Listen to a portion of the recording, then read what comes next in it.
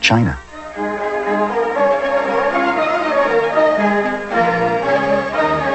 Its tea was irresistible. For centuries, China had allowed foreign traders access to these goods as a matter of noblesse oblige.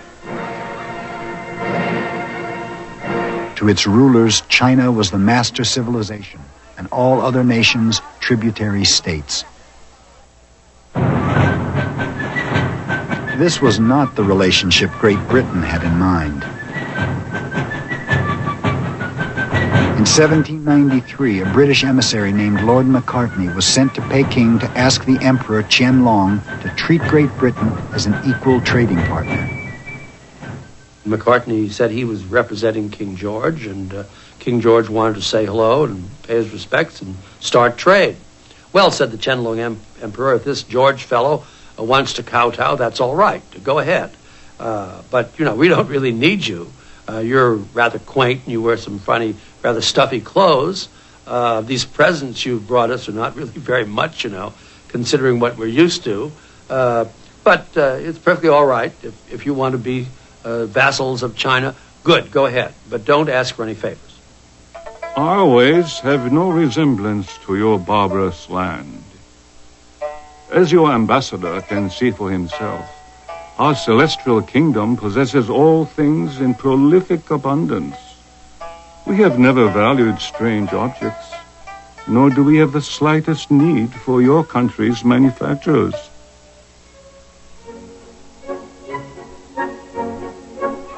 This is the port of Macau, a Portuguese dependency 30 miles from Hong Kong. 400 years ago, it was the first Chinese concession to Western seaborne traders. The Chinese walled off Macau from the rest of the country and let the Portuguese build their own community. By the 19th century, other Europeans and Americans lived here the way they lived back home, dancing quadrilles and hosting elegant tea parties. It must have been a piece of Europe put down on the coast of China for the delectation in vacation time of the merchants and their women, if they had any with them, and some did. The Westerners' relations with the Chinese were filled with irony. The Chinese saw them as uncultured barbarians. They saw the Chinese as godless heathens.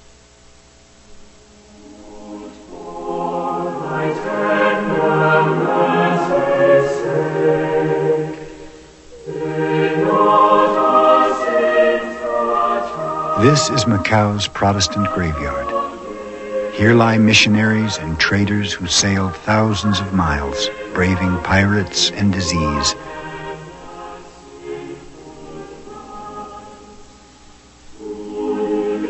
Though they had different motives, they came to Macau on the same quest, to open up China to Christ and free trade.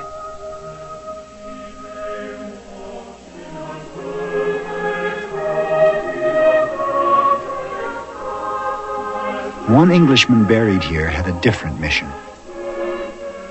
He was a painter named George Chinnery. Fleeing his wife and debts, he stayed in Macau because he saw the light. Not the tinsel of heaven, but the golden hues of what one trader called a miniature Naples, set like a jewel on the threshold of immense and unknown China.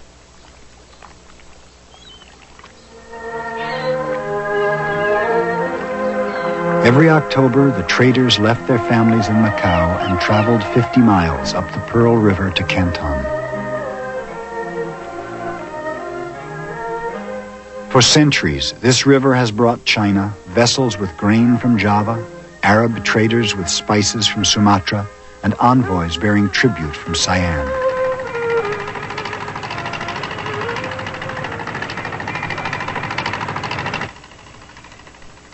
Today, Canton is still a bustling center of trade with a strong merchant ethic.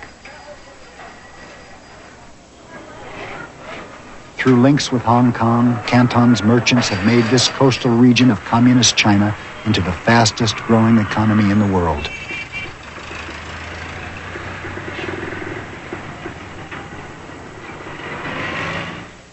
In In the 19th century, China's rulers in Peking used the traders of Canton to deal with the outside world. The Canton system was a system of limited trade.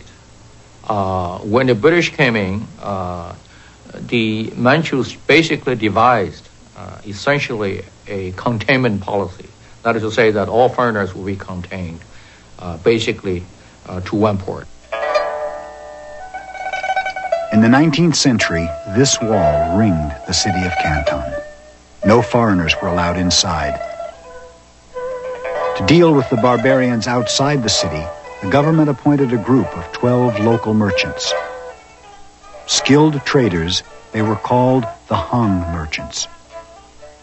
They became crucial because the old-fashioned mandarins, even old-fashioned merchants in China, were at a loss as to how to cope with this new group of people. So they need intermediaries. Their agents were the Han merchants. While mandarins in Peking paid little attention, some Han merchants made lots of money. The most famous was Hao Qua, the richest man in the world in the 1830s. Trading with foreigners in China was not easy. The government forbid foreigners to learn Chinese and Chinese to speak foreign languages. So the traders and Han merchants were reduced to speaking in pidgin English, using terms like loot, booty, and pidgin itself, which means business.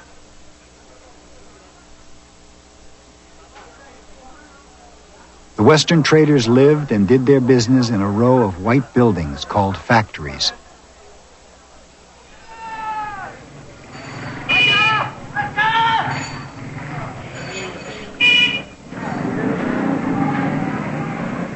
No women were allowed inside, and the men were only permitted here for 6 months of the year, which for one missionary was long enough.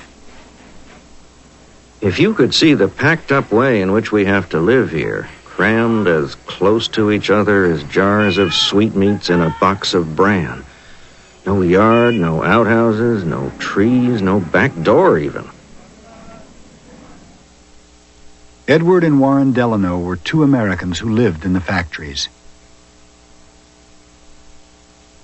The patriarch of a powerful New England family, Warren is seated here with his grandson, Franklin Delano Roosevelt. Frederick Delano Grant is Warren's great-great-grandson. He has long been fascinated with the diaries his ancestors kept of their time in the China trade. Edward provides a rather amazing description of a violent riot which breaks out, and of his escape, disguised as a Chinese, before a very doubting crowd, a riot provoked by two British having brought in their wives. Edward hated it. Edward refers to it as that vile hole Canton. Warren, by contrast, the man of business, likes it. He can get his work done here without interruption. In the early years, Americans and British worked hard, but the Chinese traders made most of the money. China had many things the West wanted. Teas, silks, porcelains, fireworks. We didn't have all that many things that China wanted. For a season or two, we could bring ginseng to them. We wreaked ecological catastrophe in the northwest coast, trying to get furs to carry to quite hot Canton. In time, it was just cash that we had, and while this made us popular, it was really having a horrible effect on our domestic economy. Finally, the British and the Americans found an answer to their trade deficit. Opium. In China, it was illegal to grow poppies, the source of opium's narcotic resin. But the British harvested vast fields of poppies in their colony in India.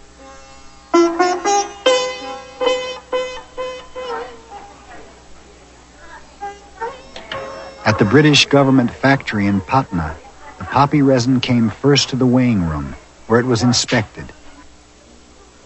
Next, it was dumped into stone vats, where it was dried, stirred, and sometimes cut with sand or brown sugar.